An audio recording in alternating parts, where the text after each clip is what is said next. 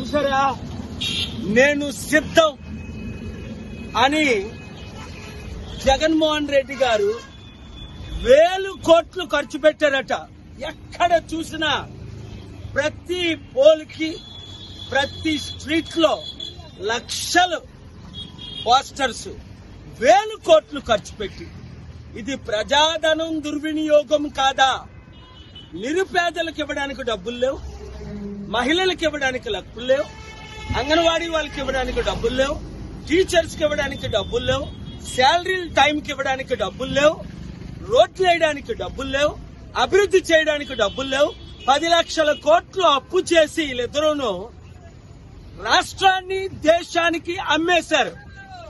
పాలన రావాలి, పాలన మారాలి, చిత్తుగా మోదీ తొత్తుల్ని ఓడించాలి అంటే 7569441275 ప్రతి ఒక్కరికి ఈ వీడియో షేర్ చేయండి, మీడియా ద్వారా, సోషల్ మీడియా ద్వారా.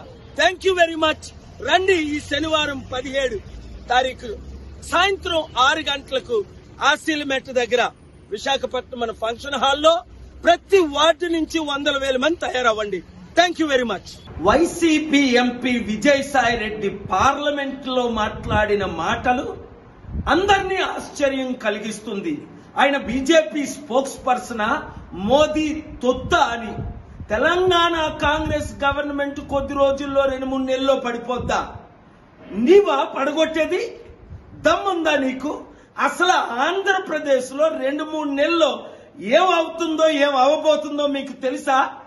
ఏ రోజైనా 5 సంవత్సరాల అధికారంలో ఉండేటప్పుడు స్పెషల్ స్టేటస్ గురించి ఫైట్ చేశారా?